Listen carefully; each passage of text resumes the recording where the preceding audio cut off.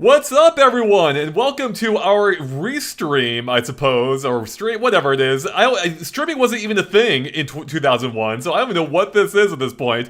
But yeah, we traveled back in time. It is now 20 years after the E3 2001 reveal of the GameCube and everything that went along with it. And I thought it'd be fun for us to go back and relive it like we did for last year for 2010's E3, especially because this is Tom and my owns, is that how you say it? Whatever. It was our first E3 ever. We had never been to one before. And we're also, of course, joined by Triss, who was barely alive at this point in time. Was 4 years old at this point. Oh my god. I don't want to hear that. So yeah, this is gonna be a really fun time. I think I have not watched this press conference in full since we did in person. I don't think. Have you, Tom? No, I haven't watched it in full since then. I mean, I'm even surprised it's around. Triss, have you ever watched this at all? I have not. I have not gone back to actually look at E3s that I never got to watch live. So, like I even mentioned on Twitter, I have no idea what's in this E3 2001 other than the GameCube. So naturally, I'm just for sunshine. Is it there? I have no idea. Spoilers, you might be a little disappointed, but you're well prepared for next year. So I love it. That's fine. You're enveloping the entire hype. Actually, no, you gotta take it back. No, I might be wrong. We'll see. It'll be a surprise. Because I think it was 2001, but it may not have been at E3. For all I know. I think that may have been it. I forget the details. 2001 also had Space Worlds, didn't it? It did. I think that's actually where it was shown. Yeah. But yeah, chat, thank you so much for joining us for this fun occasion in which we're streaming a 2,000-year-old E3. Not that old, thankfully. A 20-year-old E3. And yeah, I saw the chat before we got in here was already embracing the spirits. And people are talking up iTunes, which had just launched. Some people are looking forward to if we'd see Metroid again. At this point in time, it'd been forever since we'd seen Metroid in any capacity. So yeah, this is gonna be a lot of fun. Top Dog, thank you so much for the kind words and seeing you here. Julie says E3 with no Reggie. Spoilers, that is right. No Reggie at this one. But there is someone else I think that'll make a lot of people happy. Oh my god. Nothing says, is that Andre the worst Mario Kart player? What on earth? Nothing. We're gonna have words after this. All right. So I think before we get into the stream, I think Tom and I might give a couple general memories. But I wanted to start off with something that's kind of amazing here. Check this out.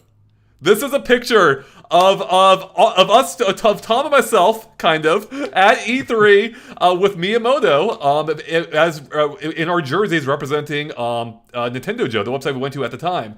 Now I say us, which is kind of a lie. I'm not among them right here. I'm not among us, but no. I can be seen. So Tom is right to the right of Miyamoto.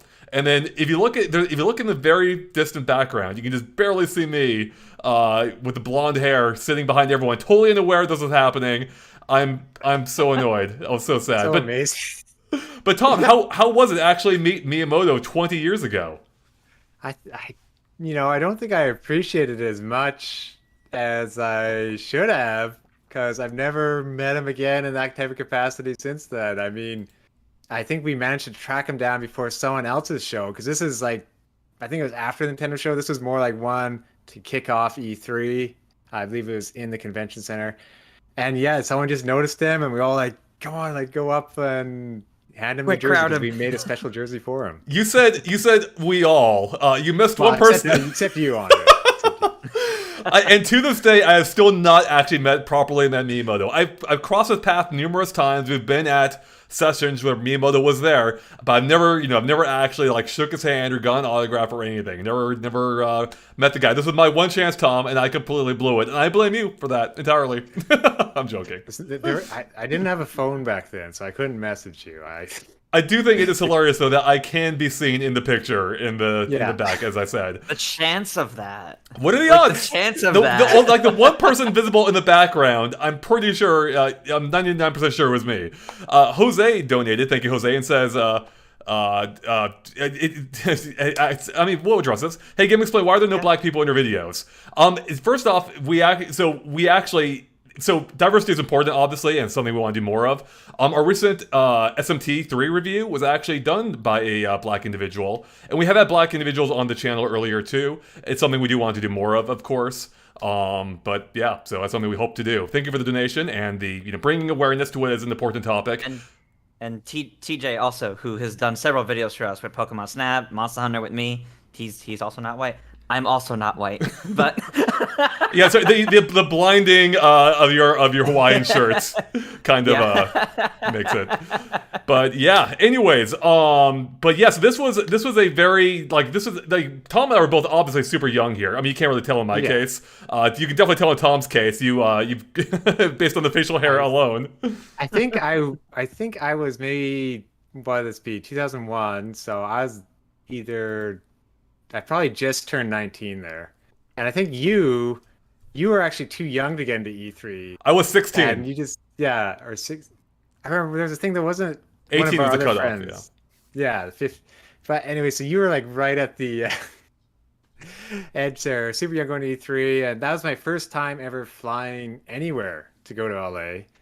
And I guess our whole site, Nintendojo, got hockey jerseys ready. Like most of the guys were kind of from the East Coast, I think, more hockey fans. Like Dean, he was in Canada, and Eric, they're from, I think, Montreal. So it made sense. And for me, it was fitting. It was pretty hot in LA with the jerseys on. I still have my jersey here. Yes, I love that. 20 years old, still in good condition too. And I think it has my name on the back. Oh, it does. Yeah. Yeah. I remember we were sweating up a storm at E3 wearing those things. Yeah, well, you had to walk quite a ways to the show. We didn't take taxis. There's no Uber or anything back then. And it was a unique experience. I did the mistake after the show of going, no, I'm okay, guys. I won't take a taxi because the Canadian dollar is worth like 60 cents to the American dollar. And I decided to walk back, but I had no map or anything, and I got lost. And I had to just had someone point me to where the general area of the Staples Center is. I would not advise being like your first day alone in LA, getting lost. Not a good idea. We really can't stress like how different of a time this was. This is pre-social media, basically pre-online gaming for consoles. Like online is still relatively new at this point. Like you couldn't even I don't even know this press conference is streamed anywhere. I say streaming now as if that's, I don't think that was a word back then, but I don't think you could even watch this online. The recording we're about to watch was recorded from, I believe, Planet GameCube, as they were known then, and nowadays Nintendo World Report, and they posted it on YouTube, years after the fact. So the quality of this video isn't good, just FYI. But yeah, it was something else real quick. And after the show, they gave us all these GameCube bags. Ooh. So oh man, it had like their media kit and stuff inside. I don't have that anymore, but it's a pretty neat, handy bag with a strap. And there's like a CD with their press kit and stuff in here. That is amazing. That is awesome. I don't have mine anymore. I love how the chat's like, what's Twitter? What's social media? Exactly. None of this stuff existed back then. So Ninja Chris says, the trailers got uploaded to the Nintendo website, no YouTube yet. I remember that at GameXplain. Yeah, that's actually impressive that the trailers even found a way online at this point. This was even years before, this was well before online video became a thing. YouTube didn't exist yet at this point. So yeah, the videos were probably like these tiny little things. Yeah, anyways. Oh, in fact, I think there might have been, was this a year where a video leaked ahead of time being, I don't want to spoil it. We'll talk about it after. I don't want to spoil any possible announcements coming our way. So I think I remember us going to E3 and you could kind of see like the very top above curtains of like Nintendo's booth, and we kind of saw the name of one of the games and we're like, what is this game? And like we had no idea. So. Yeah. But yeah, so really, this is a very different era, and as we'll touch more on it later. But this is Tom and myself's first E3, do you even keep in touch with any of the other crew here, Tom, by chance, real quick? No, I think for a while we talked to Ron on social media. That was about it. Yeah, and that was funny meeting Ron in person because we were only meeting online. And Ron was like the older, more senior one. And we get there and we're like, where's Ron? And all of a sudden it's like, hey guys, I'm here. And Ron actually was kind of like shorter compared to all of us. It's like, oh, there's Ron. Yeah, I remember looking down. I'm like, oh, there he is. And that was right outside was it the Biltmore Hotel? Biltmore Hotel, I think. Biltmore Hotel is where the show was. So it was a very wide hall, but not too deep. Like, Yeah. it's not like a movie theater hall. It's more like if you rotated it sideways. Right, so Nintendo's press conference then was, I don't know why I put that in quotes, actually it was a press conference then. Nowadays it'd be in quotes. It was actually like at a hotel in their conference, in what was a pretty sizable conference room, but far smaller scale than what you would see these days, like Microsoft or Sony's events, because these were very much press focused back then, which is even more remarkable that we managed to get in there. Like me at 16, I'm like, press, throw my fake beard, Yeah. Real quick, Valentine donated $2, thank you, and says, now you have to say Bowsette for Super Smash Brothers. There we go. What's Super Smash Brothers? It actually existed then. We knew what Smash was then. Barely, though. Only one game in the series at this point.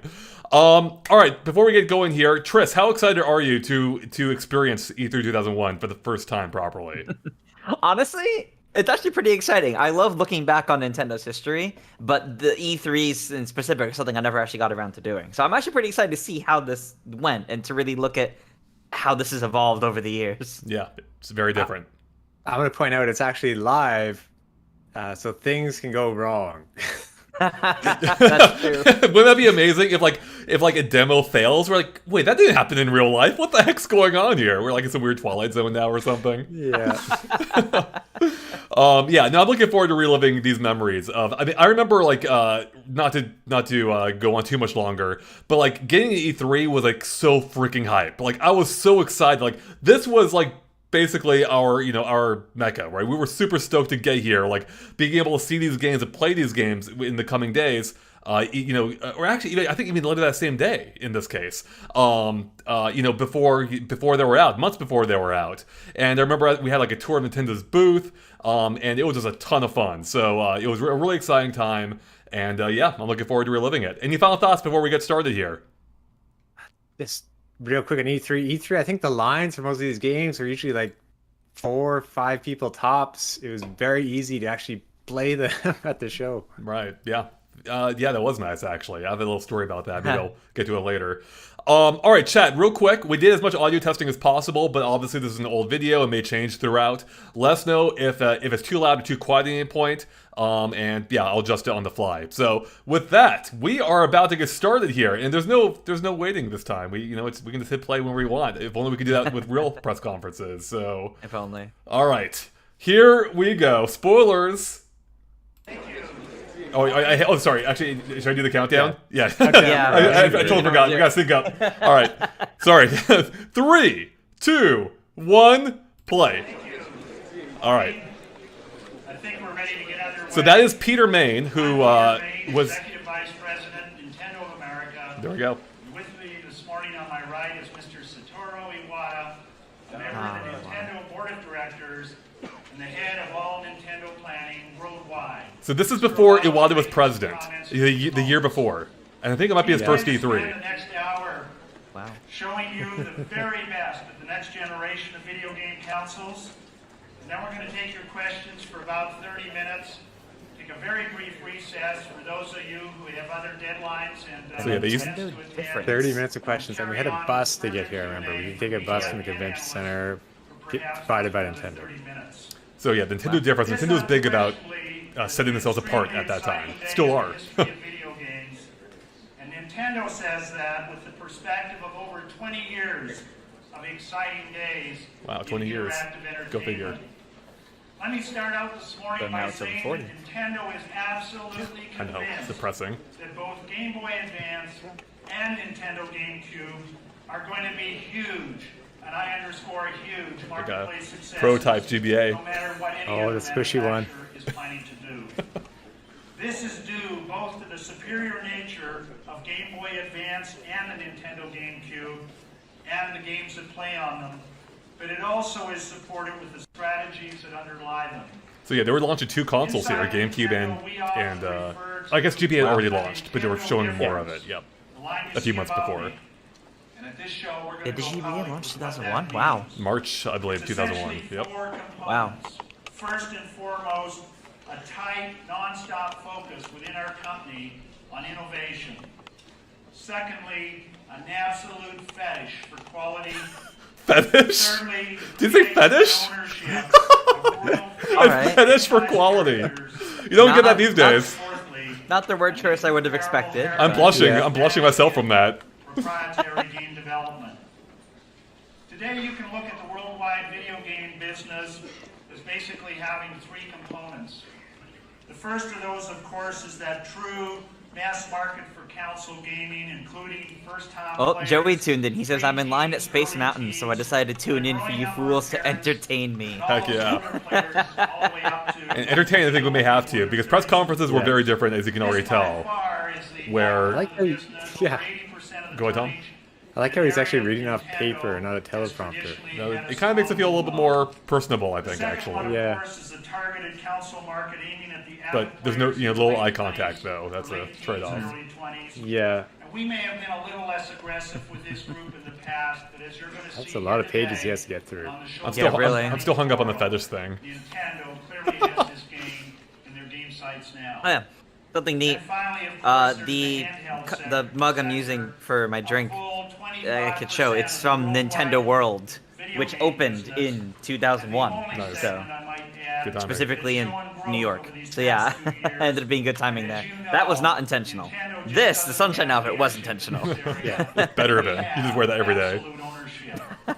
If there's any doubt about the future of this category, it's been answered with Game Boy Advance. AZ, why is the video quality bad? This is a 20-year-old video. They didn't stream it back then, so... Yeah. So yeah, this whole thing's gonna look terrible. I'm We sorry. have sold through Probably an incredible analog. 1.6 million pieces of hardware and 3.1 million pieces of software. It's an That was some absolute arcade smash. sounding sound effect Get ready, that just America, played. because here it comes. Triss, we're missing the sales figures are so exciting Today. that they used to go over every press conference. Yeah, it was almost like an investor summary. It actually was. It actually often seemed more like that. I think it was more like to give the press context for how they're doing, but especially in these days, you get a lot of non-gaming specific press covering the event too. Sophia Santiago Gonzalez asks, is this the first E3? No, E3 existed at least in the early ¡90s, if not before then. Yeah, definitely when the PlayStation was launching. Wow. He said F-Zero, Maximum Velocity, one of the last F-Zero games. Oh, that's Wow. so sad. That was a launch title for GBA. Fueled with over 10,000 displays already installed at retail throughout the country, incredible promotions, saturation TV, print, online, outdoor. So Tom and I, we were sat back. We were like near the back, as I recall, right, of the auditorium. Yeah, I think kind of the back and slightly to the right. That sounds about I right. think to fully explain the import of Nintendo GameCube. Yeah, about 75% of the way back, because we got there a little bit early, but... I think we got there a lot bit early. We were hyped. Yeah. So now I'd like to call upon Mr. Iwata. Remember, I think orange juice. is- Iwata. Oh, here's Iwata. There he is. And welcome everyone. All of us at Nintendo who have been working on the GameCube project over the past several years are excited to be able to share the magic with you today. Is the volume okay, chat? First time I just turned it anywhere. up. Nintendo has strong views on how we should run our company. We consider ourselves, above all, a game-based entertainment company. DVD shots We fired. believe other people who make video game systems see themselves first as technology companies. Yep. This is an important distinction. This is like a live Ask I Iwata. myself, Yeah, before coming not to live. Nintendo, worked as a game designer and then as an executive at the Japanese game development company called HAO. I learned a long time ago that in our business, it is almost impossible to create a game that catches up with technology, even if 20 people are working together without a day off. This is Team because of 20 the compared to like technology 200 you start plus with now.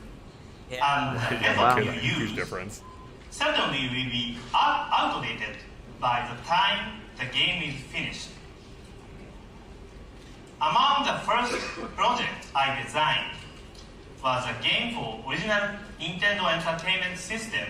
The memory for that game cartridge was 64 kilobits.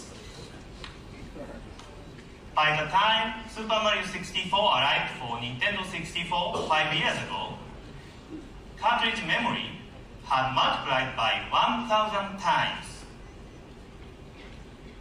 Today, some game graphics already are as realistic as television. There is not much more designers can do to impress players only with pictures. I don't know that holds up too well. Here is another problem. In our Or industry, HD. games look too much the same. This is the Nintendo difference, Tris. There are a couple of reasons for this. Independent developers need to spend millions of dollars to create the best 3D graphics. Then, Thankfully, not anymore. they succeeded in Yeah, making a indie big developers game. spending millions. Ooh. They try to repeat that success. How? They make a sequel. What'd you say? Like They make a sequel. So great. And to pay back their big investments, Mega game. understandably, they market all these sequels on every major platform. Oh, Iwata, so great. And while this true. is happening, Yo, many but mega game, competitors though. are copying the design of that one-hit game. I miss So all we have identified three clear trends. Hard to believe how much time has passed since he's Too much since he's focus on gone. graphics over real entertainment. Too many sequels from a few hit games. And almost every hit game playing on every console. As a result, what lessons are we teaching our customers, our players? We think these often do not trust what you see. Because a game which looks good on a TV ad or in a store may not entertain you for very long. The hardest thing That's is true. to entertain. Next, there doesn't seem to be anything new. Everything looks too familiar. Boredom sets in. This is getting into why we ended up with Wind Waker and Sunshine from this generation. Which machine Pretty you much. choose. They all play the same games. And if that happens, console makers find themselves in a commodity business. Like TVs or VCRs, there is no Or reason PlayStation for 2s. players to choose one over another except for price. With all this, it is little wonder that player can become frustrated. And this is dangerous to our industry because people do not need video games to exist. Uh-oh. If they become too bored, they crowd will didn't just like that. go away. Nope. At What do you say? Nintendo, we feel an obligation to fight these trends. And how do we do that? I see the chat saying We want GameCube has games. to solve the Nintendo difference. In our minds, That's the difference. the Has Nintendo games. difference has four Yep. legs or foundations. GameCube's like an onion. The first is innovation. Or Nintendo's like an onion. Our goal is always to do something different, something no one has thought of before. In truth, some of our inventions work better than others, but we never stop trying to innovate. Mr. Yamauchi always tells me we should achieve something that brings fresh, surprise, and joy. I like that. That's I like that too. Next, This is nice. we demand the highest quality from our In games. Esquality, he's constantly talking about putting a smile on people's faces. Nintendo does not Yeah. publish Yeah. the most games. But regularly, we are responsible for Cartube the Man most says popular Nintendo's like an games. onion. What a timely reference to a recent movie. Oh my god. First and second party So development true. staffs are by far the strongest Same and here. most accomplished of any manufacturer in the world. I haven't heard any Xbox shots fired yet. Rare in England, That's more Charles Martinet Metal territory. and Left Field in the United States, Silicon Knights in Canada, and HAL Oh yeah, Silicon features Knights is from Canada. I forgot that. and intelligent systems in Japan. Just as importantly, we create and expand the world's most popular video game characters and franchises. Mario Ooh. and Zelda and Donkey Kong. And Mario's render of all Yes, renders to pick Pokemon. for him. Looks more like a Luigi render. Yeah, Yeah, it's like looks Smash Luigi's Brothers. render from Smash, yeah. Blank. Here, the Nintendo difference is obvious. Like everyone had a nice pose and there's just Mario. If you like- want these stars, you That's simply the true cannot Luigi have origin story them right there. Unless you Right there. own the Nintendo No, machine. Chris, don't look at the chat. There's spoilers about the upcoming games. The final leg is How's that possible? They haven't happened yet. I'll make sure not to look. They must have gotten a good leak. DR says Iwata's gonna get banned for saying Canada, like the current E3. This is 20 years ago. It's a different world. I'm sorry, Tom. You can't be on the E3 Live React this year. And of course, Game Boy has outsold any other game machines ever. I believe we know Did they more ban about Canada because Jeff what Keighley's makes Canadian? great games It just dawned on than me. anyone else. That's not good. That's why. This is why Nintendo succeeds. This And Nintendo is succeeds. The Nintendo difference. In our view, we are only an entertainment company. But we are working to become the best entertainment company anywhere. Wow. And To over introduce 20 years later. you to what is unquestionably the best pure video game console. So there are some edits ever in here, by the developed. way. It's not I perfectly have the seamless, honor of but introducing most of it's there. The world's best pure video game creator. Ladies and gentlemen, welcome Nintendo's own Shigeru Miyamoto. Yeah, Miyamoto. Yeah, he's always pretty much there in some capacity. Look at him with the GameCube.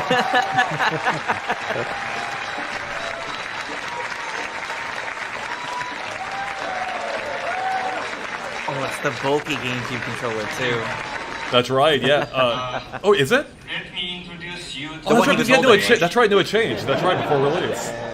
Like all babies, it's small. It will make a lot of noise.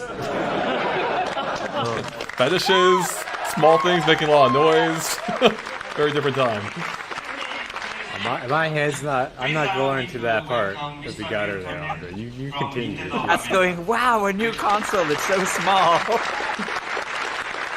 It had the handle just for him to bring it out there. Yeah. There's Bill Trennan. Oh my gosh, Bill Trennan, wow.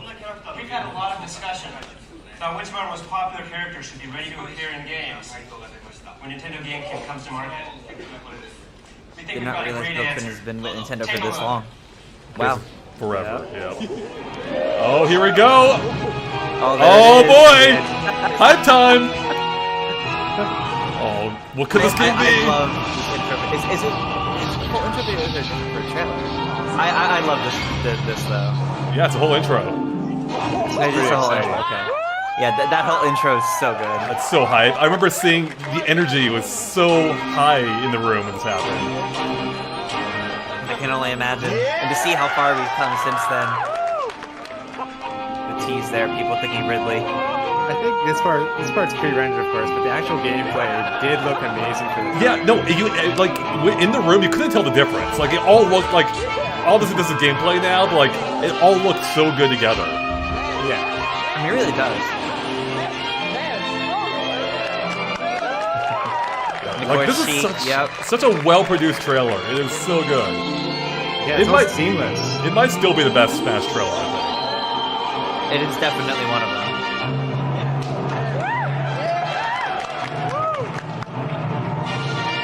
Oh, F-Zero!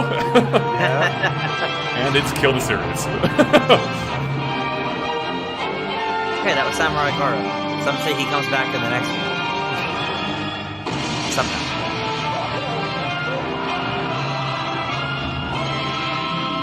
Oh, no announcer for it. No announcer yet, We yeah. added that. Oh my god. So good. Oh, and the menu music. Adventure mode. So, it's weird to think, this is well before, like, Sakurai wasn't a household name at this point, so... I was checking today though. There's a selfie of him in front of the show. He was there at E3 2001. Wow. Good. Yeah. Getting a little, the little 20 years ago version of everyone is here. Everyone is here. Everyone's young, even the characters are younger in game than we are. Or like we are. It's like really good feeling right here through all this. Just thinking about this is real nice. Yeah, I can't really convey, like, how amazing it was to see this, like, at the time. Like, all these new stages, all these new characters with these amazing graphics. Which, even though it was only 2 years after the original Smash, it looked so much better. It looked like a couple generations ahead. And this all feels really special to me too because growing up, my first console was the GameCube right when it came out. Wow. Yes, my family had an N64, but I myself never got to play it. The first controller I really got to play with the console was the GameCube. Did you hear the Hyper Samus right there? Where is that nowadays? Right. I remember Pokemon Stadium looking amazing with, I think, map mapping on the surface and the screen in the background, and also the Majora's Mask stage with the moon coming in. That was really awesome. That's so such a It's really too bad. I wish Nintendo archived their own press conferences, like to see this. Maybe they did, or maybe it's at the museum. It could be, you're right, yeah. Good point. They really dug for that one. Then it's like, who are those two characters? Why should we care about them? That felt really years nice. later, I slammed this bag. Nearly all of Nintendo's popular characters have been vividly brought to life on the Nintendo GameCube. You've seen Super Smash Brothers here. Tomorrow you can actually play it on the show floor. Oh my god. We're just losing. I'm sure we're losing it then. You can probably, we're in that crowd. You can hear us, I'm sure, yelling. We're going to continue to make games like this on Nintendo GameCube, the kind that you can play with your friends and your family. Now we're going to take a quick glance at our next game. Hear people quoting someone from the video saying 15 years later, Ice Climbers are back. Oh yeah, Luigi's yeah, Mansion, there it baby. Or, I mean, what's this mysterious game that we don't know? Yeah. We had no idea what this was. Like, or actually, no, we may have. But they had shown off at Space World. But Oh, it is the early first look at it because it has that. there's look different to the- mechanics in this the other one. song. Yeah. I love this music The too. early, the early N64 looking Luigi. Not in about it, but like the renders in the N64 where Luigi had a lot more rounds to his face. I think he still looks like that in the actual game. He's a bit more elongated, at least from what they showed there. Yeah, he looks fine in game, but the little pre-rendered thing they just showed, his face is rounder, like the N64 renders artwork. There's just something really nice about this. I remember just how impressive I love this game. looked. I do too. And it looked amazing. Yeah, Seeing the this. effects were crazy. The lighting effects, the dust particles, and the light beams. I love, and then the music is so good. Which, This game still feels impressive, honestly. It does. Like, even now. and their We part, need that render of VGAD. That was never been I know. released. So that wasn't in the beeper worked differently in this version of the game, where it's like detecting all the ghosts, I think, rather than just the booze. Yeah, looks like it. There's also a clock on the screen. He used to have like a real time mechanic, I think, or a time mechanic. That's really interesting. And then see the meter in the bomb? It has a power meter too. You can only use your vacuum before it a few seconds before it catches fire. Yeah. Oh, so it'll overheat. Yep. So that's really it changed so interesting. much within just 6 months of its release. Or 3 months. 3-4 months? Yeah. Wow. This is all to show like the power of physics and stuff that the GameCube could do. Yep. But gosh, was this really good for Oh, that? you want to talk about weird Luigi character models? Just wait.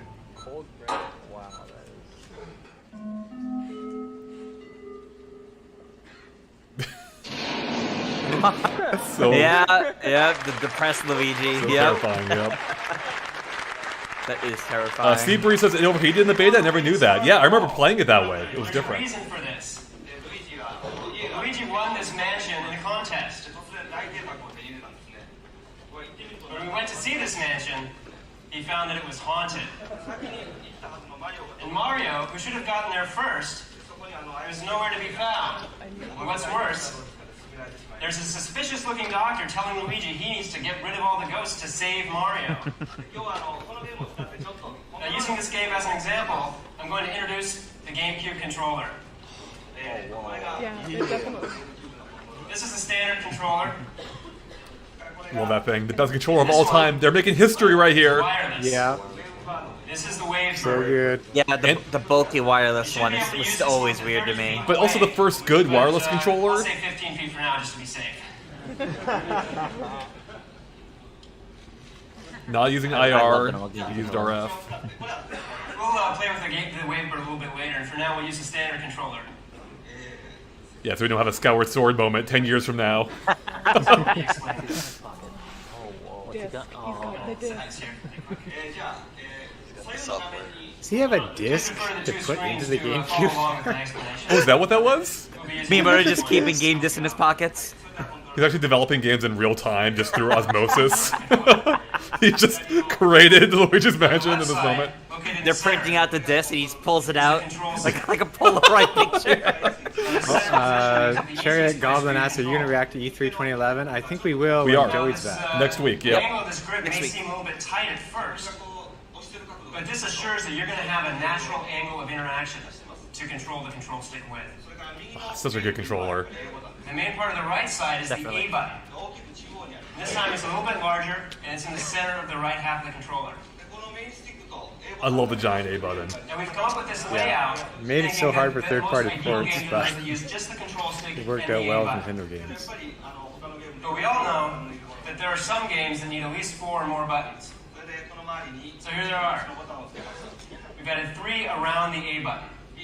The B, the X button, and the So the Y B button originally was a kidney bean shape like the others, but it was changed. This is the first time I think seeing the we updated one. can actually see it on the we Waver, can actually see it yeah. on the wireless Oh one. yeah, you're right. That's You right. see it's green there, or it looks like it's green there, and then the A button's blue. From the N64 controller, which are used for camera positions.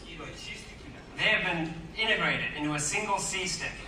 Master of Hyrule says 20 years later and the GameCube controller is still used. I love that. It still holds up. In Luigi's Mansion, I want to hear how long they we're go using on it about to the move triggers. Luigi I remember around that the screen. being like really big. Yeah. It goes as Yo, long the as it can be analog tested. triggers, that's such a big deal. Yep, they were. The A button and the other buttons on the face. So in that case, we'll be using these buttons on the top more. The L button, the R button, and this little Z button here. I don't know why they filmed the screen so much for this part rather than the presenters, Now, the but L and the R button are analog press switches. When you press them all the way in, Well, he has triggers. there's one more click you can make. Yep. And Yeah. the turbo button. That was like, what are you talking about? You can try this on the show floor yourselves tomorrow. yes. Now the Z button is going to be a simple button, especially when used in conjunction with the C stick. Got mine And right finally, here. we have our traditional. That's plus not an control original. pad. It's not, no. Oh, and we also have Call the me start out. pause button in the center of the controller. Now when you first take a look at this controller, it may seem kind of complicated. But when you actually get your hands on it, you're going to see just how simple it really is. Oh, and the rumble feature, which we introduced with the N64, has been built into this I controller. like that got laughs. It's like, yeah, we invented Rumble. Get it right. Now I'm looking forward to seeing how all the game designers can make creative and innovative, simple use of this new controller. Does he say there's no Now let's rumble move on in the to Luigi. wireless one? Nope.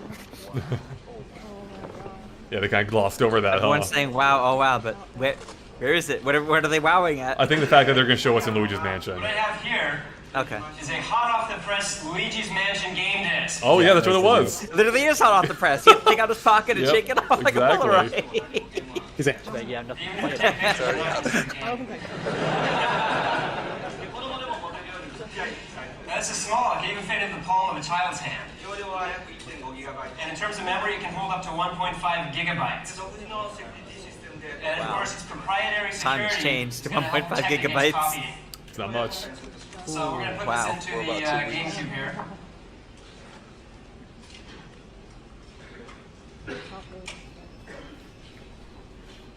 Yeah, so tiny. Like that, it's a tiny disc. Yeah, oh, yes. Oh, there it is. I still love the whole menu, the whole GameCube menu, the whole theme of the GameCube, being cubes within the cube, and the GNC. It's genius. Virtually no load very time. creative back then, yeah. Oh, so we're actually getting a gameplay. Now, Oh let's yeah, see if we can Miyamoto plays it. Getting Mansion. Yeah. Spoilers. Oh, I did not know that. Like I'd seen the original trailer for Luigi's Mansion before, for something I did before, but I did not know we actually got a gameplay demo of it. That's Yeah, really I think nice. I think he plays the same demo that'll be available on the show floor that Tom and I ended up playing too. Yeah. Okay, I think pretty much up until Oh. Skyward Sword, you always played a game. that's nice. Mr. Nuskith says this makes me feel old AF. Yeah, us too. We were there. It's a little dark inside. Oh, it has the clock on it. Or Tom and I were. Yeah. Yeah. I think it was showing, in this case, I think it was showing the time limit of the demo, maybe. Most important feature of maybe this not. game I'm not sure. is going to be the control Might stick have to been. move Luigi's direction. So if we're changing direction with that, what do we do for movement? And that's where we're using the Ah, C yes, stick. the strafing. That is an interesting interval for minutes to And it pass becomes it. more easy Because it's not real minutes, obviously, and it's not That's used seconds. to control the vacuum. Yeah, no, right. Yeah, so there was some kind of time mechanic early on, I think, but Okay, let's go into this hallway Yeah. here. Seems like every 5 seconds or so is a minute in game. That's interesting. Now, just like Boo, the ghosts are going to appear behind Luigi. So you're going to use your light to shine it on them, startle them, and then the vacuum will suck them in. such a cool, it's still a cool mechanic, I think. I know. It's, yeah. it's basically Ghostbusters, but... Now, if you, Oh, slide it had one text! way, I love, look at the animation! And you can move around like this. Yeah, that Wait, wasn't in the final that's game. really cool, We cut that. actually. And that was actually really neat. That's so expressive. So the idea is to, I bet they flash the found light it got at that annoying or moment something inside. after like a whole game of doing that. It's too bad. That's not that doorway's not there in the final game. No. Yeah, I wish. I think it thought he was kills you going in to the this. fake. Kitchen here. I thought yeah, it's a fake door. I thought he was Yep. going into the fake door to show it to us. Yeah, it's so interesting to see how the game changed since then. And a lot. Like in some ways you can tell how close this is to the final version, and in other ways you can see, wow, this is really far off. Right. Oh, the little ghost mouse. You can suck up these Like mice, New too. God's comment, like I was 1 year old at the time, but seeing this makes me so hyped for all the right reasons. That's awesome. No, I love hearing that. I'm not very good at this game yet. Especially because like this is not new, a different version of a game that we're familiar with, you know? We're going to continue back I- to these hallways here. I know like all like game preservation and all that for people have been trying to find like early demos and all that. I would love to see someone find and really go through this if they haven't already. Yeah. And Ninja Chris 77 saying, I read somewhere they cut a lot last minute to make the game a little easier. You can even move the curtain here. Oh, to make it. Oh, yeah, it makes sense. Thanks Nintendo. Yeah. Thanks Miyamoto and Bill Trinen. There's booze here. Release the Miyamoto cut. If we try to put something from this side. I don't think those are booze. Those are just like little spirit guys. I think. They look like no, they're little booze. Are they little booze? They have the shape and the little arms. I think they're like the little water spirits. Oh, do they have arms? I think Oh, they're. maybe- you I might think be right. they were turned into it. Opened it, What a tease. but there's no one there. It's just shadows. Also in this game, we use the L button. You're not going to see these features on the version we have on the show floor tomorrow. Oh. So today's kind of a sneak Oh, preview. there's difference. But see, you can spray water out. The like this. elements. Oh. And it's So this analog, was different than what you guys so played. You can spray a lot of water or just a little bit. Yeah, lighting and adjusted the pressure. What is this? Mario Sunshine? Spraying water with analog triggers? Right? Luigi, leave that to your We'll be able brother. to play this tomorrow on the show floor. So I hope you'll enjoy these kind of creepy lighting and shadow effects that we've put on the GameCube here. Yeah, they still So look take some time tomorrow to decent. take a look at it. Yeah. They really do. Oh, there is one more thing about the controller. Oh, There's always the one more thing. Yep. Oh, it's like a Wii U gamepad. This Game Boy Advance. Yo, let's boot up 4 Stores Adventures. As you know, Yeah. it's going to be launched in the US next month. And this will be able to be used as a Nintendo GameCube controller. Now, Also, it wasn't that we're not gonna give you any real long. concrete It comes examples out about that a month this after show. this. What does? The Game Boy Advance. They said it. Oh, they said that's it'll right. come Yeah, out in the US I next forgot. It month. was June. On Yep. Game Boy Advance. Wow. You're not going to need an extra cartridge to use it as a controller, so it's going to be very easy to use. We'll be showing you some new ideas with this at our next show, so you can look forward to that too. Oh, future teasers. You've got so much in those Sounds like, pockets. Luigi's in Yeah, back. they He's trying love to help. storing stuff in those inner suit I'll be pockets. back later, but I'm going to duck back there for now. Yeah. Thank you. Well, he's got his whole development team in there making Luigi's Mansion. So In real time, yeah. The next show, he did not mean next E3. He was referring to Space World Tokyo August. It is Space We're gonna World. see a lot more of what this is all about. So that's just I like that the media first look at clarification. what comes out of That's this Peter Main. incredible Nintendo GameCube. Yep. I'd now like Mr. Iwata to come back up. Eric Flapjack Ashley says Bill Trinan looks like he's 17 there. he does. Arush, we will be doing E3 2011 next. Not today, but next week. So stay tuned. It's coming. We'll have Joey for that one. There is one more important example of the game of the Nintendo difference Yes. I would like to address. It has to do with how Nintendo GameCube was designed. I hope you will allow me a couple of minutes See you, Top Dog. to explain. Bye, Top Dog. In 1996, when Mr. Miyamoto introduced Super Mario 64, many people said Mr. Miyamoto showed for the first time what real 3D games could look like. But at the same time, Mr. Miyamoto and his team became the first people to fully understand 3D programming. This was the HD of its era. Yeah. 3D graphics. This later went on to become a Microsoft Word art. But usually, I think Quake was a year earlier, though. I think, but still, like, not many people are doing 3D for at the time. developers, they are complicated, time-consuming, and very expensive. We say that game designers are often fighting against their own machines. And the more time they spend Okay. fighting machine, the less time they can devote to concentrating on what is really fun or unique about the project. Trying to explain game development challenges to us 20 years ago before anyone understood. True. Which is actually really interesting to hear about, to be honest. Yeah, I mean, indie developers weren't really a thing then, so... There were no publicly accessible tools, really, Exactly, no. To get, like, Nintendo hardware especially, yeah, good luck with that. Like, they used to require you having, like, like, some kind of official, like, office space, so you couldn't work from home, for instance. 3D pictures are created in And that wasn't all that long ago. That was like the Wii era. Times really change. Times really change. It may be easier to think about this as a conveyor belt or an assembly line. Creating 3D graphics has always meant overcoming delays or bottlenecks in the technology. I love that. The art. It is like having one person missing from the assembly I think line. Photoshop existed then. I think that's just a PowerPoint template. Oh yeah, it could be. Some manufacturers imply that they can overcome such bottlenecks simply with more powerful processors or faster graphics chips. But this is not so. all they do is make the assembly line run faster and cause the bottlenecks to happen sooner or more often. That's why Nintendo has never agreed to argue our technical specifications. We do not quote a figure for peak performance, as others do, because this only measures a machine's ability to draw a type of empty polygon that would never appear in a game.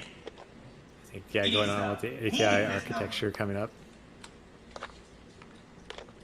Instead, we worked with world-class design partners, IBM, ATI, Moses, Matsushita, and NEC, to design GameCube, above all, to eliminate the troublesome bottlenecks.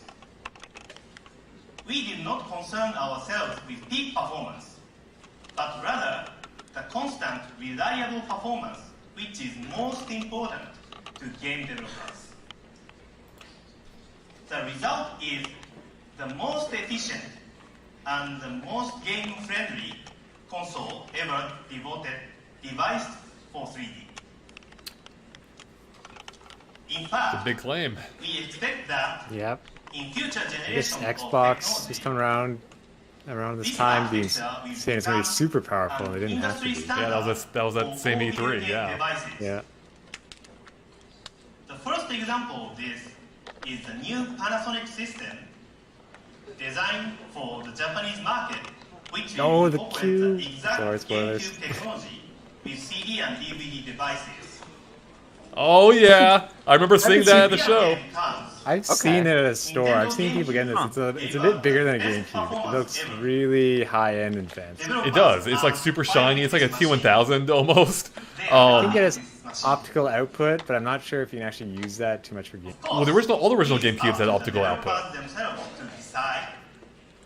The first gens, at least. But yeah, I think the key thing with it was it played DVDs. The following Yeah. comments from 3 of the world's best game creators show that we are well on our way.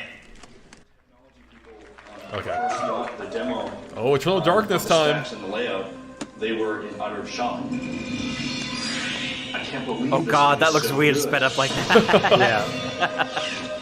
Yeah, it's not right. The art of the game. Chris Stamper. Yeah, you don't hear from the Stampers anymore. The new technology is designed by people that understand games. This is games hardware brought to us by a games company. This Star Fox I think Adventure. Sony Yeah, is that our did first with look chisel, at it? And they can create this piece of artwork with a chisel. I wonder, If you do we make one miss a mistake, segment? you can't erase that mistake. No, I don't know. Where I think this is how they Nintendo is like a pencil, revealed games back where then you can sometimes. Go through the world. If you make mistakes, it's easy to go back and optimize I also think things they so spelled that Dennis Dyack's name wrong, but People are going to be able to focus on creating the game rather than, struggling with the hardware. Yeah, They're retro. basically going to be an incredibly powerful machine that's going to be easy to program, and say you get. I think this is 90% basically of the Rare's final maximum year with data straight out Nintendo, of wasn't the it? box. I think they might have had 4 games at this E3, but only Star Fox. Look at the Metroid that doesn't really exist. Yeah. About, Tech demo. coming up with the technology and milking the hardware. Young Joy is so hyped. Pushing more polygons is important, but what they've really done is optimize the system to make the best video game performance rather than the best polygon performance.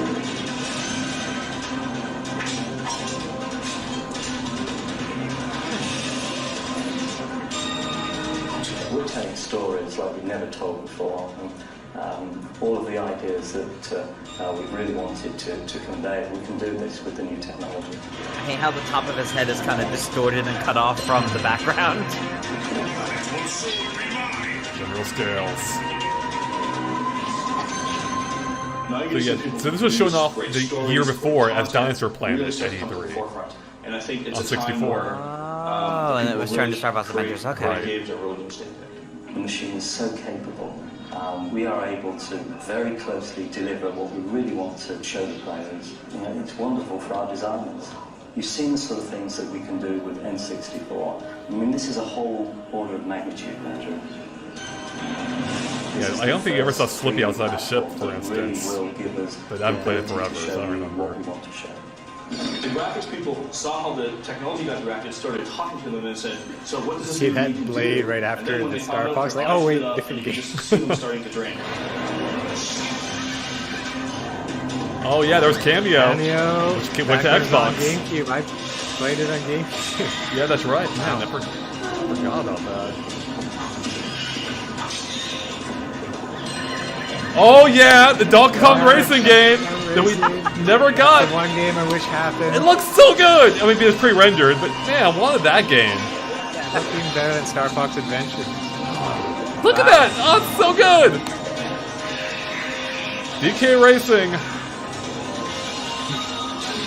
That still hurts. Yeah.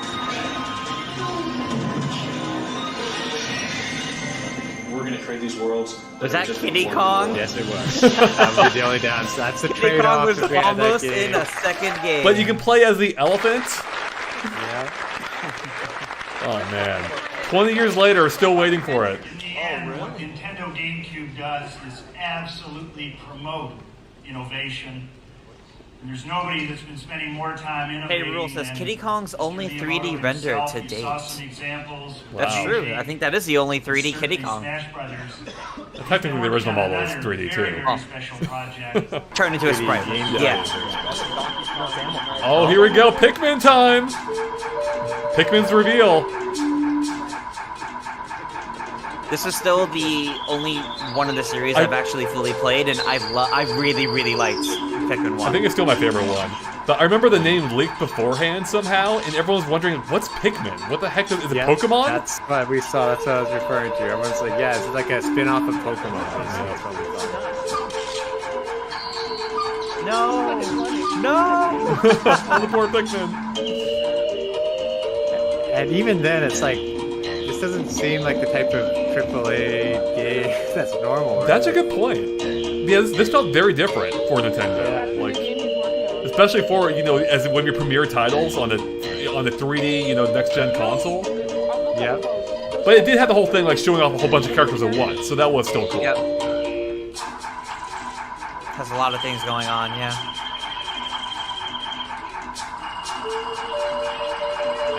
Look at them all.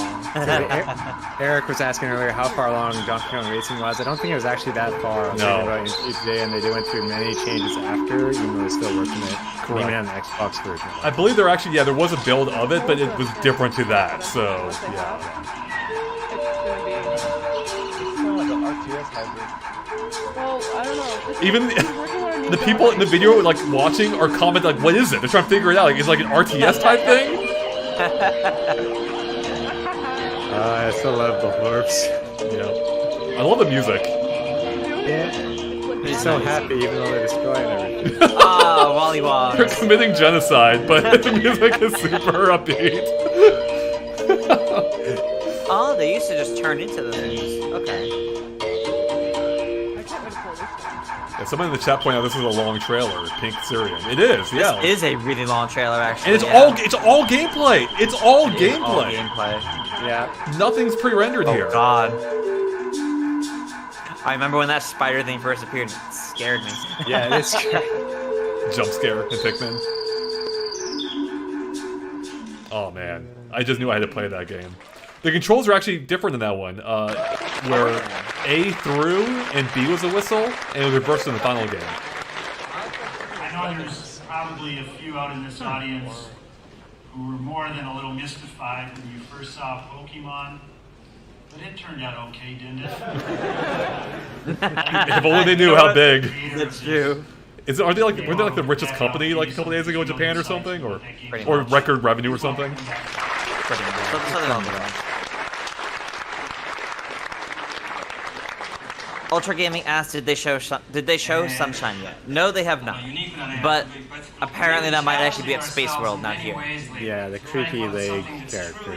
Long legs character. Well, today, I don't think I can show you something that's totally unique. I think this is at least something that's kind of new. Just your garden variety game. Pikmin to you. Oh, it's more Pikmin, yeah, okay. Actually, today, that makes sense. I have the main programmer, Mr. Colin Reed from EAD, who's here with us today. Colin? EAD.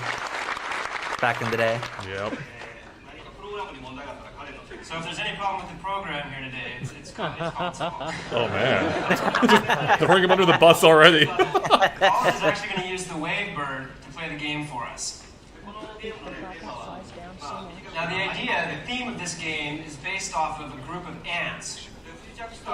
Oh, they call them ants. That's And, interesting. main character, he's crash landed on a distant Well, planet. I think they said the inspiration And was a he's group of ants. Oh, okay, that's what it said. kind of Got it. plant-like.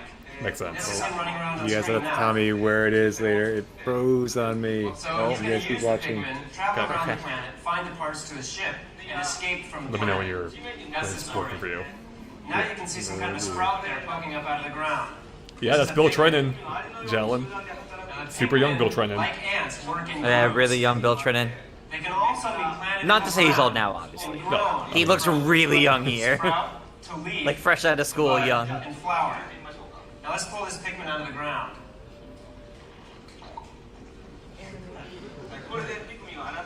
So here the Pikmin has met you and he's under your control now.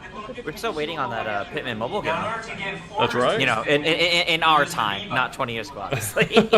Well, I mean, we're waiting then too, I suppose. We just didn't know it. That one's out in testing in different countries. Yeah, it has been. I'm surprised we haven't heard more about it yet. So we'll use these Pikmin to cut these flowers down here. This is such a novel idea, seeing this. Like this kind of real-time RTS type hybrid. Wait, what time are you guys at? Now this is Do you a want to check, pellet Tris? that's popped out of the flower. I'm at And we'll 48.27. have the Pikmin carry this. Now 48.30, but yeah. So he's bringing that back to the nest there. Heave, ho, heave, ho. I do love the Pikmin sound So effects. when he gets They're this so back to cute. the nest, They're adorable. Until they get murdered and are screaming. hey, he's got some new friends coming out there. It is terrifying. It's good at making you feel bad for it. And if you pay close attention here, you'll see them sprout out and kind of grow. Now let's call all the Pikmin out. You couldn't do that in the final game. You couldn't call the Pikmin out of the ground like that. Now let's see if we can find something new out You have to go pluck them all. Yeah, that's right, I remember. Just A button so you can Looks just like these go larger straight to ones each take one a and then. little- take a few more Pikmin. Why would they do this? Yeah, why'd they make it worse? Probably balancing. Oh, I missed a joke. Hey, there's a 5 there. That's easy. Let's try it with 5 of them.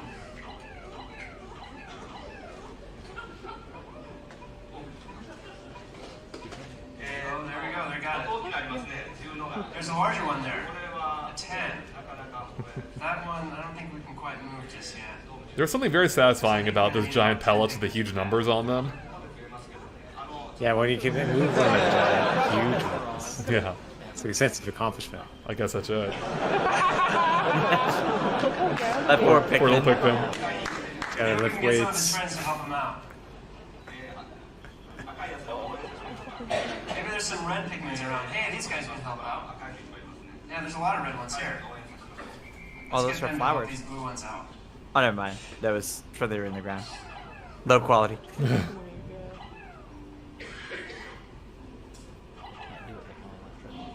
Oh, they've got it. They're moving it. So, as you can see here, when you give the orders, the Pikmins work really hard. Oh, they are flowered. Yep. Just like the members of our development Couldn't tell from the angle before. I thought they were. You're taking the 10 to the wrong one. I know, all those wasted And Pikmin. again, in this game, we're Yeah. using the C-stick, this time to move the group of Pikmins. Ah, yeah. I missed stick that. movement. I missed that. The little tune that plays as they do it. You can also use the C-stick to dodge your enemies.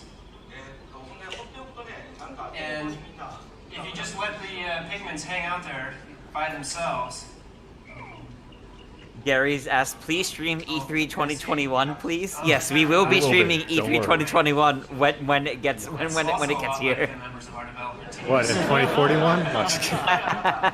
You can go into the future now. 20 years So into the these guys can future. actually do a lot of different things. We can take them over here, and they'll climb up these sticks.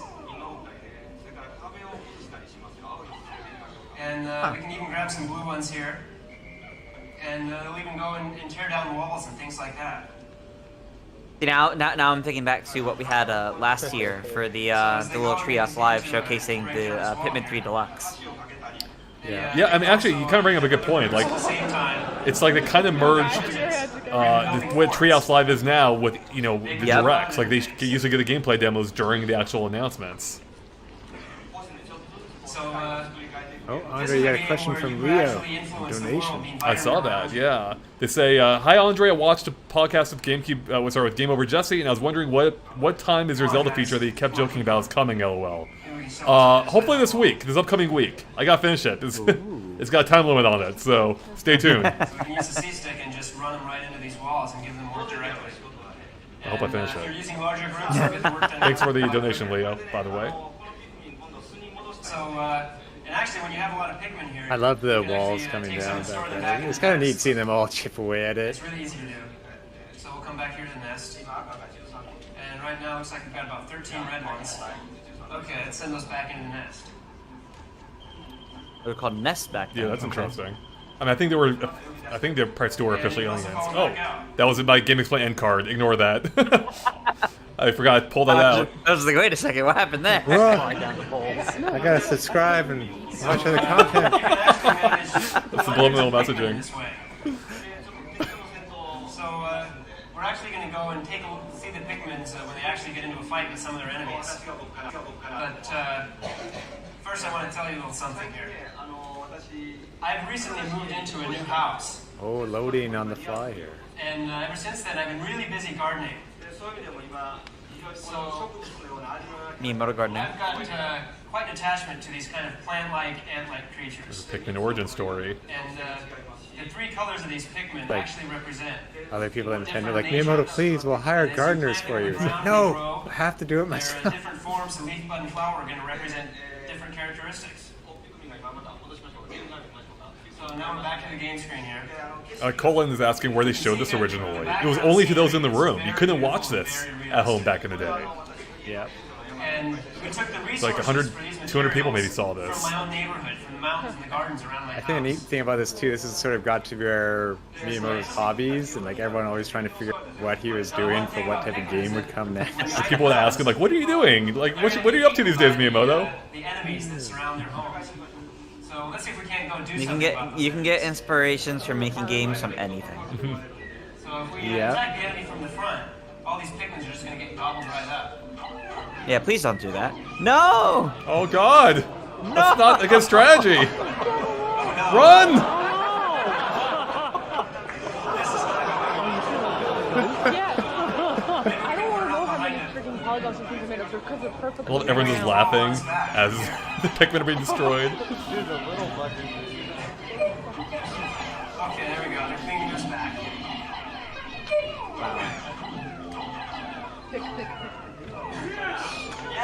Super Genius says, I still have the old B-roll VHS they gave press at that show. I should Oh just- man! Oh, nice. You definitely should. That'd be really cool to I see. remember that. I think in the year of Reggie, they gave like a Betamax tape to me. I thought it was like a regular one. I'm like, what is this? How do I use it? Can I eat it? I ended up having to throw it away. You won't have to wait long until they're swarming the Nintendo GameCube launch. Tells me he's growing something else in his back. That's Pikmin. Did you know that marijuana and mushrooms are... Colin, he's actually going to have to go right back to work. He's got to finish this game, you know. Oh, Super Dino has that Betamax too. Awesome. Oh, wow. Oh, neat. Is that a big round of Yeah, the Never whistle. watch it. Around the world, Using the whistle for his own is flavor. well underway on dozens of excellent games on Nintendo GameCube, and gamers will be playing them soon. Full-scale Nintendo GameCube launches will occur in Japan on September 14th, in the United States on November 5th. Well, that was What, relatively we have soon. to wait? I know, back then, can you imagine? It's garbage. Oh, poor Europe. Wow. function at this meeting That's quite the today, spread out launch for a console. and I love how everyone's for all laughing. of you, Yeah, I mean back then that was actually pretty quick though, Tris. Was it? In this Yeah. era, yeah. Super Nintendo was like a year later after the Japanese launch. That's fair, yeah. 10 years Japan was really good. Continues at And yes, like 2 our annual years? financial announcement in Japan 8 days from today, when we will reveal pricing information for Nintendo GameCube hardware and software, and details on our launch quantities. And more innovation will be on display. Yeah, saving the pricing when announcement our for later to Space get more World exposure. Yep. takes place in Tokyo in August. It also helps control the message too, so you don't just have headlines about the price. Though the GameCube was cheap, so to try Yeah. both Game Boy Advance and Nintendo GameCube on the show floor starting tomorrow. And thank you for having me here today. aw. No, the pleasure is ours, Iwata. Yeah.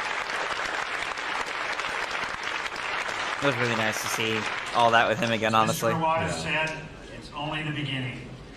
And so in the interest of getting on to the Q&A, we're going to shut down the demos, let you all do that tomorrow, and I have don't you wanna get out wait. and discover for yourselves the real joy of playing the wonderful software that runs on this system. And as he said, if you're looking for more innovation beyond what you're going to see at this show, and you're Who going would to have see the lots patience of for that gear, these days? big Like, I have advances to last wait. August in Tokyo, Nintendo Space World. But for the here and now, remember again, the launch is only 4 months away with that world debut in Japan, followed by the North American launch less than 60 days So it sounds like they're after. summarizing now. So does that mean the rest of this is like Q&A time? I think we're pretty much done. It does go into Q&A. For a Nintendo console. We'll see. One more Because it's thing. already the developer system of choice. What? And it's destined to become the gamer's system of choice, no matter what your playing taste. Here's a sampling of some of the products you're going to be seeing. How do you all feel about that? How do you gamers feel about that? Was the GameCube your Hold on, Tris. system of choice? What's happening here? You start Oh, is the early Mario Kart there? one that blends power and agility with a Yeah, singular or, purpose. like before it's double dash. Hey, that's a Everything black you button. do on the art of the developer Mickey. and your true knowledge of the players. Wave Race. You make Wave it Race. fun and available. I think that was Add a there the generous following helping year? of pure Or that Nintendo year? fun. No, I think it was there that And year. you call it Well, it must have been. was Duh. there that It was a launch title. Yeah. Man, there's Melee. I remember Blue Score being amazing. Yeah, compared to the original Wave Race, it looked like reality. Gosh, well, this gameplay from Melee is great. It's great. Yeah, it is. Oh, Mario got the spike in. He got Yoshi. There we go. Star Fox Starbox Adventures. Adventures. Did that have a subtitle? Yeah, Dinosaur Planet subtitle.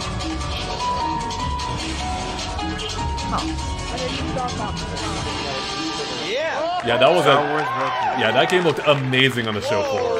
Yeah, that's awesome. Yeah, Rogue Squadron, that was a great game. Pretty much that and Star Fox, they were like the best looking games in the What game's this? That was one of the retro games. Oh, that was it. Yeah, that never came out. They were making 4 games. That's right. Before they canceled them all for Metroid. Here we go. Wave Race Blue Yes. Storm. Oh, the water still looks so good. Got the reflections. It's transparent or translucent. Blue Storm's underrated. Let's have F-Zero Blue Storm.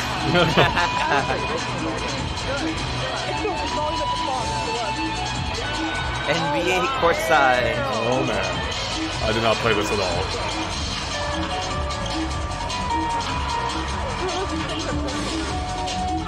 Mickey! Mickey.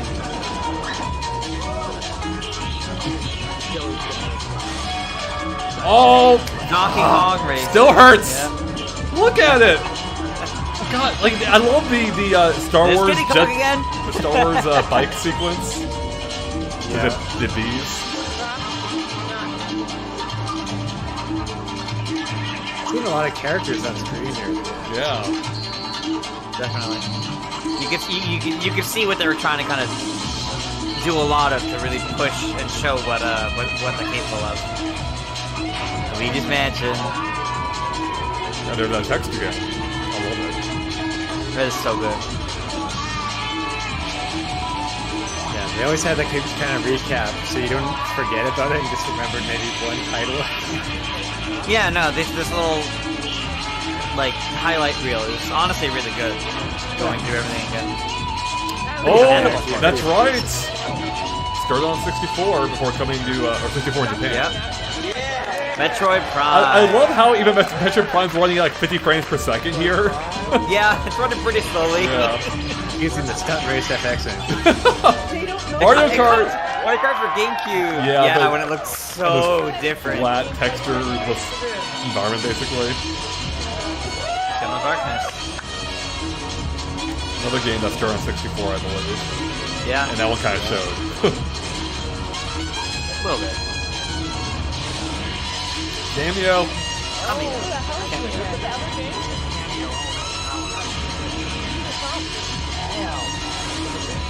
Oh yeah! Oh, the Amazing Space World demo. This is the funny thing about Cameo. It was kind of on 3 systems. It was on Xbox, 4 Xbox 3 systems. Yeah, the Space World demo. Yeah. Yes. Yeah, that's amazing. What does it take to make a great game? What it takes is the Nintendo difference. Wow, that's a pretty hot sizzle reel. It's funny how they keep showing the Game Boy Advance, but nothing here was for the Game Boy Advance. No. I'm now going to ask Mr. Iwata and Mr. Miyamoto to rejoin me on stage, along with Yoshiro Minagawa from MCL in Japan, who will provide translation. Yeah, they're going We to had a donation from Tommy DNS Archives. Remember when Smash Bros. Had 2 Fire Emblem characters? Pepperidge Farm. Well, thank you for the donation. Thank you. And who can forget? Oh man. Oh, my co. That's what got the world to know about Hold on, Twist. 会社を始めて他のゲーム会社へ行くのが優しいでしょうどうして Nintendo で働くのが好きですか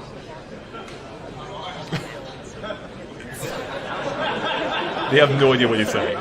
Yeah, his Japanese is a pretty good effort there. No, actually, He a actually fellow was, person yeah. in Nintendo, and he was trying to ask him a question in Japanese. That's it. Yeah, oops. Yeah. It was that's it's basically over. So that was a Q&A. Yeah, that was our colleague at the time at Nintendo Joe attempting to ask a question in Japanese, which is super impressive. But apparently, I think the dialect wasn't quite right. But yeah. Oh, got a donation real quick from let's see, Hondo Han Solo, I think. Who says, what was your most memorable game revealed at E3? Mine was Brawl. It was a start to me following E3 in general, and GX was the first channel I subscribed to. Thanks for your hard work over the years. Wow. Thank you so much for the kind words and the donation. Man, most memorable game revealed at E3. Oh, of course I know. Twilight Princess 2004. Before it was Twilight Princess, that game, the room blew up. Like, seeing a realistic-looking Zelda after Wind Waker, it was wild. But how about you two? I'm gonna have to go with Mario Kart 8 back on Wii U, back in E3 2013. There were a lot of good things in E3 2013, but the original Mario Kart 8 was one of my favorite things to see. That was when I really started keeping up with the GameXplain content for Mario Kart, and seeing that, feeling that, and that was the demo that I got to play at Nintendo World that year, because in New York they had like the demo sets, and rather than getting to play any of the other demos, I wanted to play Mario Kart as many times as I could. Nice. Yeah, as you should. Yeah. Tom? Yeah, Twilight Princess is up there. And I think for actually playing them, I'm torn between Metroid Prime and Mario Kart Double Dash. Like, Mario Kart Double Dash, the announcement itself is kind of like not a huge memory in my mind, but playing it like a million times on the show floor and getting a t-shirt every time, that was so fun. That was 2003, and I remember what we got one of our mutual friends into E3 as well. I think through some website we were at the time, and I remember he was a bit of a troublemaker, and we were standing in line, and the security guy came up to us. I'm like, what did you do now to my friend? I'm like, what? Are they gonna kick us out of E3? And the security guy's like, hey, you guys want to just skip to the front of the line because he recognizes his press. We're like, hell yeah, we want to play this game again. So that was fun. But yeah, that was E3 2001, everyone. That was the basically the entirety of Nintendo's press conference. As you can tell, very different back then. So yeah, Chad, what did you think? What let us know what you thought in the comments. But Tris, for you, like this was your first time watching it. What was it like going back in time 20 years to what was effectively an early Nintendo Direct? Honestly, this was actually really nice to watch, and I liked the way I actually, even though it was like an hour, I really liked the way it was paced. Sure, they didn't have as many announcements as they do like nowadays. Packed in even more, but I actually really like this pacing. As soon as something's revealed, you have the little showcase and really going through it and having a play at the demo, whether it's the same demo they got to play for like press and whatnot, this doesn't really matter. But the fact that they did that right away and really gave each game their own spotlight, like as soon as it's revealed to end of the block, all right, here's the next one. And I actually really liked that. Yeah, every announcement here felt like impactful. Like they gave it felt like they had room to breathe. Whereas this time, like it's, you know, announcement. You barely have time to comprehend what you just saw before you're moving on to the next thing. And I do kind of like, I mean, it's definitely slower paced, but I feel like it almost kind of lends it a little bit more weight. And I like the deep dives that they immediately had after some of these games, like Luigi's Mansion or Pikmin. You know, which is something now these days you'd find in the Treehouse Live segment, if at all. So. Yeah. I think what's nice about it too. Oh, sorry. Go ahead, Tom. Well, I was gonna say it's so much harder to keep people's attention now. Maybe. Yeah. They need the really exciting part, but here it's like you have to actually see gameplay instead of just trailers. Sorry, Tom. I lost interest. What did you say? Yeah, exactly. Gonna make you do your own thumbnail next week. No. What have I done? No, but I really do think it's also a testament to the time, and that doesn't at all mean like, oh, this was bad or anything like that. But the way this was handled, and the fact that honestly this was good, to compare to where we're at now, it just really shows how much this kind of thing has changed over this. Not even just for Nintendo, but for like gaming in general. Exactly. I mean, nowadays you can't have these kinds of press conferences without like concert level strobe lights and flashing lights everywhere and lasers, and someone comes out in like cool looking sunglasses and points at somebody like a celebrity. And it's so different. Yeah. And it's really refreshing actually to look back at it like this. It is, yeah. First off, thanks, Super Dinio. See you soon, and appreciate the offer for the B-roll. But yeah, it was a very different time, and yeah, it's. I imagine it probably doesn't come. I mean, I think it was probably more fun, like with us sitting here reacting and things like that. I imagine they did it these days, people would be bored. The live chat would be horrendous to read. If this were like they treated a modern announcement like this without the historical context, they would be eaten alive. Yeah. But I do think there is still something to the live press conferences, which, to be fair, this wasn't streamed online. Like, this was only for the press. But there is something about not having the live element that I feel like you do lose with the directs. But what you gain is the fact that it's, you know, generally well paced. There aren't any technical errors, you know, because they're pre-recorded, and they are quicker. You know, it does respect your time a little bit more. Like, this was over an hour. The directs are anywhere from 20 to 40 minutes, right? So. Yeah, with maybe more games. Mm-hmm. Sponge the Squid says, I'd take a slow conference like this if it meant we'd get DK Racing. Right? Me too. I mean, it does feel like every game here, maybe it's because it gave it more time, but every game felt impactful. You know, Luigi's Mansion was effectively a brand new Mario game, but it felt really new because it had Luigi and these weird mechanics. Pikmin, you know, they did a deep dive on that, showing the process, you know, behind its creation and how the gameplay works. And then Smash Brothers is probably the closest they've had to a modern reveal, where they didn't do any kind of demo. They just show off the opening sequence and some gameplay, and that's all we needed. We already had the foundation for how that game played. At least it's like, oh, it's Smash Brothers, but now it looks way better with more characters, and that was a pretty hype way of beginning the gameplay sequence, or the, you know, game introductions of the show. Oh, definitely.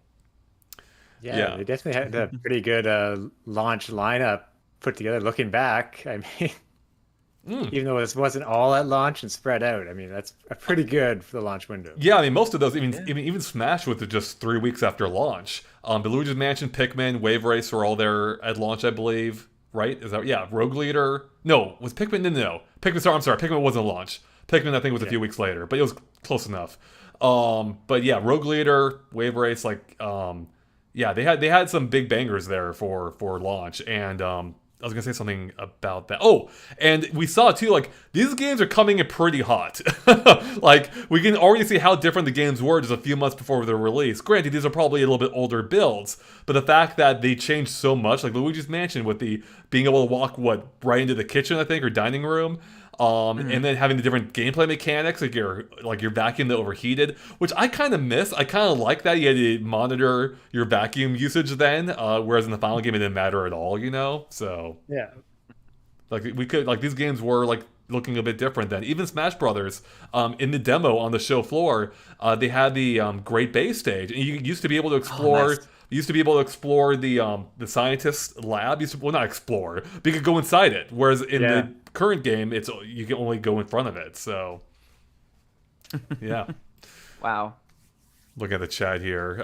Giga Strike 2 says, I'm totally getting Rogue Squadron 2. Heck yeah.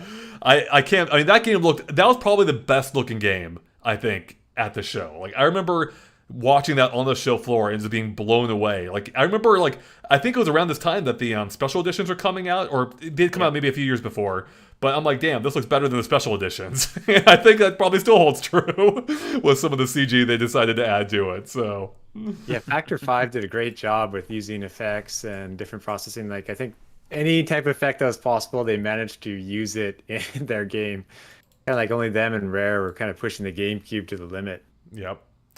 Cool Breeze says, pacing is key and they nailed it. Toon Gohan says, I already pre-ordered. Heck yeah, get that GameCube action. Nice, I like the shades. I'll put the sunglasses back on for people that missed it at the start of the stream, going the full sunshine look. We didn't have it in this, but that's okay. Coffee says, hey GameXplain team, I'm sorry I can't donate, but I'll try to support you guys all the way. Well, thank you so much, Coffee. We don't ask for donations. We appreciate any kind of support you can give, so thank you so much. I was gonna say something else too just now. Oh, Tom, you showed off your jersey earlier, right? Yeah, I did it again. It was the Nintendo jersey, which is the outlet we were at the time. It's crazy. I think there were like 16 of us there that year. God, it was huge. Nintendo. Yeah, that's like, a lot. I think we had 4 motel rooms. That's like a crazy amount of stuff. It was I think the next year was like 10 or something. But like if GameXplain had 16 people, we could probably cover the show 2 or 3 times over. Yeah, and I mean, it kind of shows how much even E3 changed. Like, I was 16, I was able to get in, even though they constantly mentioned 18 is a hard limit. For whatever reason, that didn't matter then. But they definitely tightened things up after, within a few years of that point. Including on the age and how many people they allowed per outlet. Like, there's no way in our early days, especially, we could get 16 people in from GameXplain. They just, they based on traffic, and that would have been impossible. So, or even for Nintendo Joe, I don't think their traffic was that good. Maybe it was, I don't know. But that was a really fun era. Like, that was it was like basically the first trip I ever went on, where my parents weren't there. Like flying down to LA to cover this game show with a bunch of kind of strangers. And that's where I met you, Tom, for the first time. We've been friends ever since, and it worked out because you didn't live all that far away from me, being in British Columbia, only a few hour drive from Seattle. So yeah, that was nice to visit. Oh, and Jan says, I remember Nintendo Joe so well. Andre and I were from there, so that's our 3D modeler in chat. Yeah, that's the one that does all the awesome intros you see, including our recent Mario Golf one, and we have a couple of really cool ones coming up. I'll post them on Patreon if you're a Patreon backer, so you can get an early sneak peek. They're super cool, so stay tuned for that. They're really nice. Yeah. I think I remember one funny story with it was like Eric Matai. He did a Perfect Dark review, and he like gave it like a 6 out of 10 or something, like something low. And Ken Lobb walked up behind him at the show because Ken Lobb was in Nintendo there at that time. It's like, why didn't you like Perfect Dark, Eric?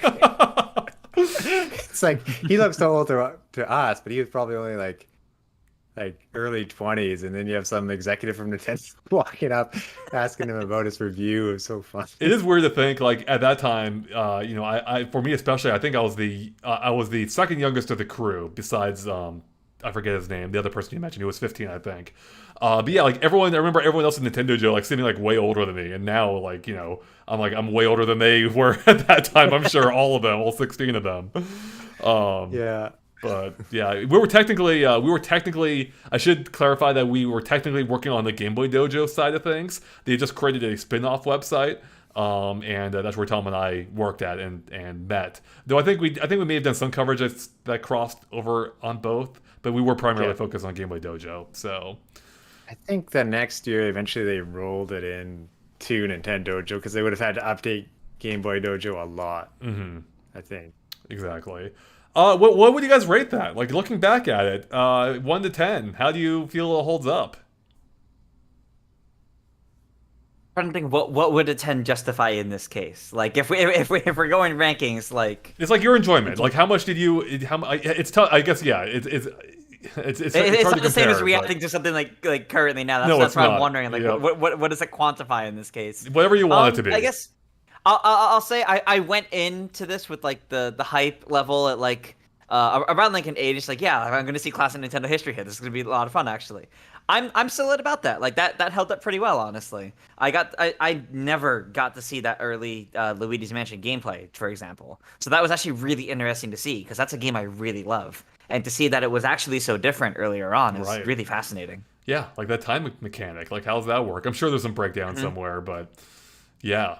Tom, how about you? How do you think? Did it live up to your memory of it, or was it different looking back? I was surprised. I thought it's like, oh no, we're gonna watch this, and it's gonna ruin my memories. It's gonna be like so bad.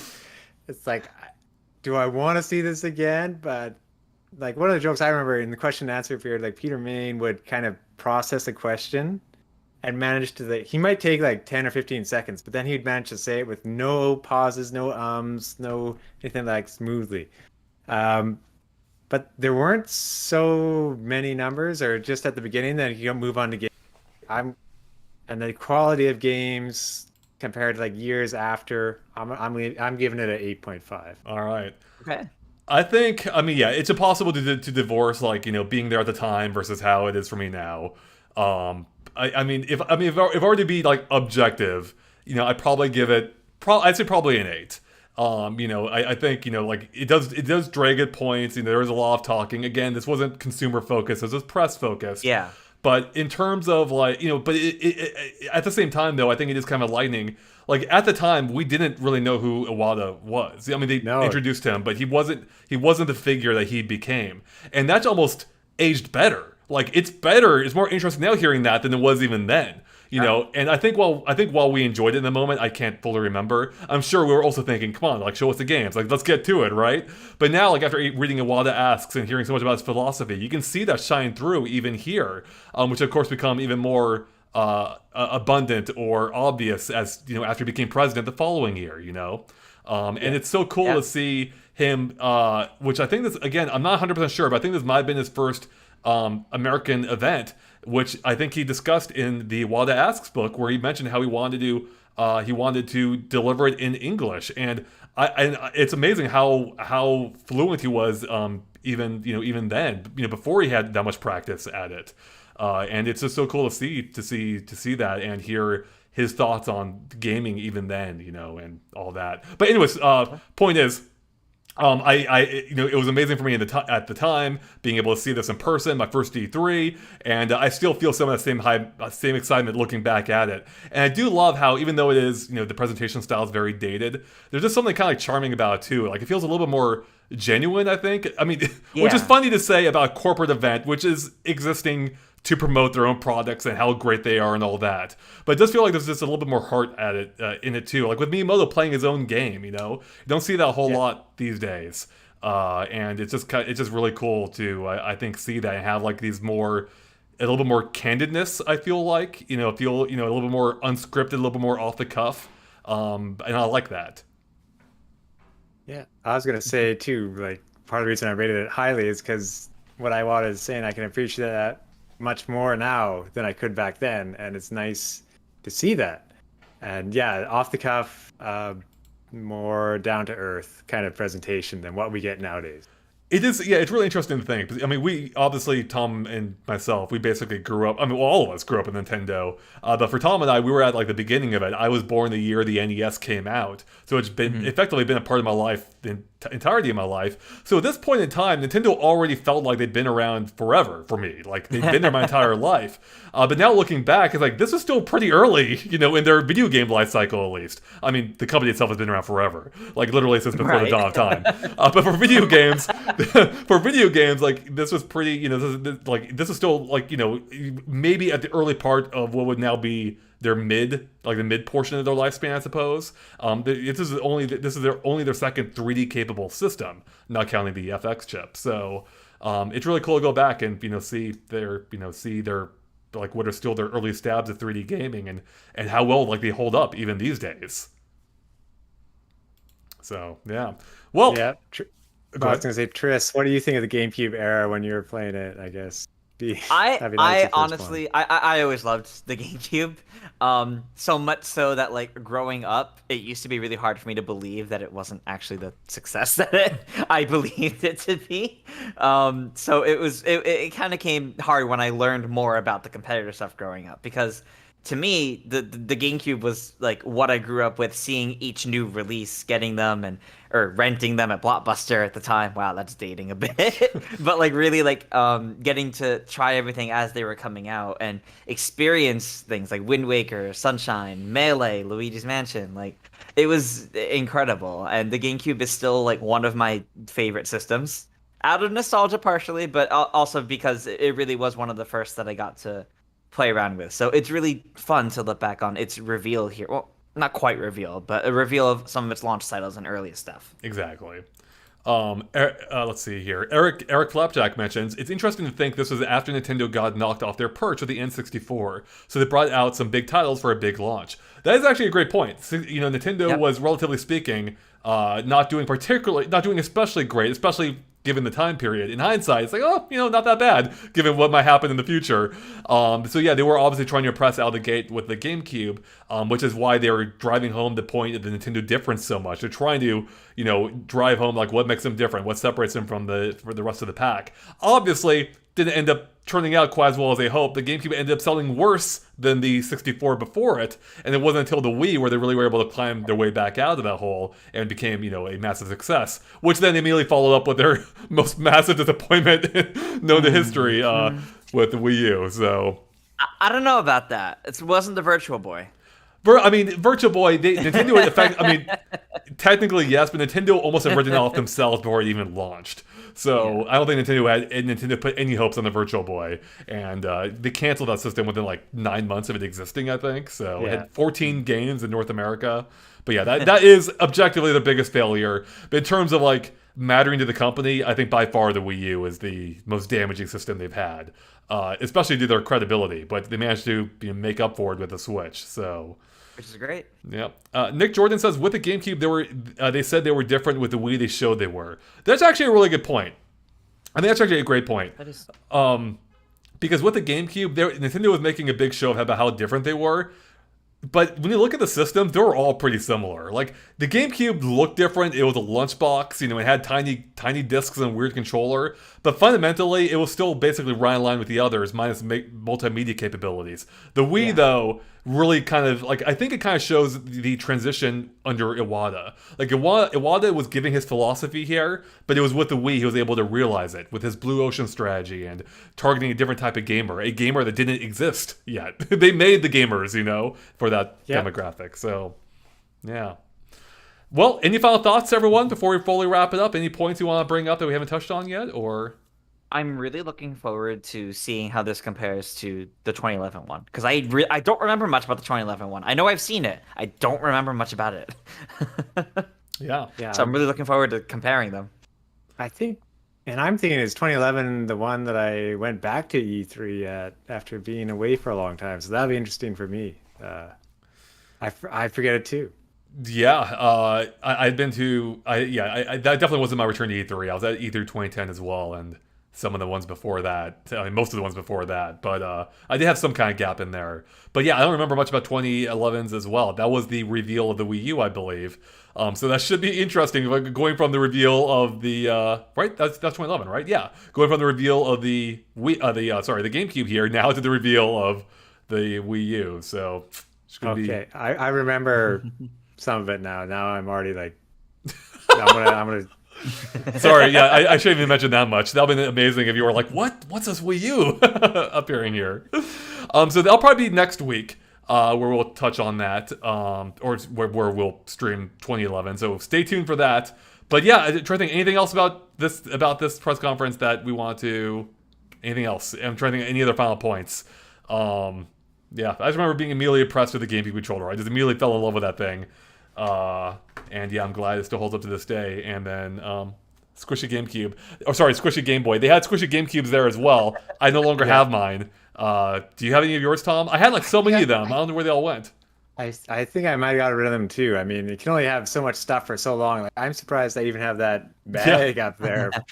And at the show, it was neat where they would have like, I think they actually had HD TVs that were like projection HD TVs. So that was pretty new at the time because they did have the, what is it? The component cables or something like whatever it is in the back of the GameCube.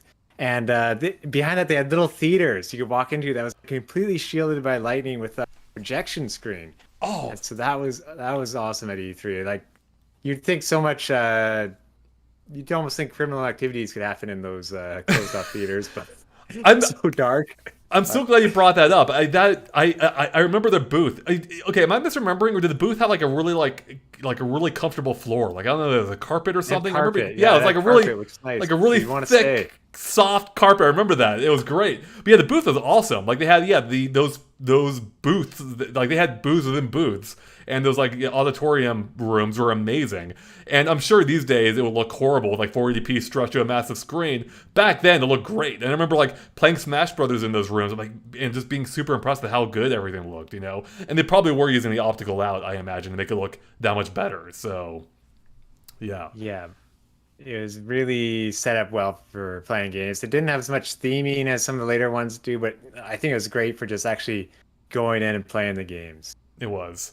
Mr. McCord says E3 2012 was when I found GameXplain. Oh, that's awesome. So we'll be streaming that in a couple, or next year. So yeah, stay tuned for to relive those memories of finding us. And then Douglas says, hello from Brazil. Hello from America, Douglas, and Canada in Tom's case. Yeah, well, I can't say that word, remember? Oh, that's right. I'm sorry. It was banned, yeah. It got like censored in real time. All right. Anything else, guys, or are we done here? I think we're done. We're going to get ready for E3 2011 and then E3 2021. That's right. Yeah, that's right. Lots of E3 happening here. So let's hopefully, this is obviously tentative. Let's shoot for Tuesday for 2011. So we're 1 week out from 2021. That'd be cool. If we can make that happen, that'd be great. So you heard it here first. Stay tuned, everyone, for hopefully next Tuesday for E3 2011. Thank you, chat, for the kind words. I hope you all enjoyed it. Thank you for hanging out with us as we relived our memories of E3 2001, or experiencing them for the first time in Tristan's case. And next week we'll have Joey here with us at least as well. So it should be a fun crew. And then, of course, we'll have our E3 prediction shortly thereafter. It's going to be an E3 hyped month, E3 hype-filled month. So it's going to be a great time. All right, everyone. With that, thank you again for watching, and we'll catch you next week for E3 2011. See you guys. Bye.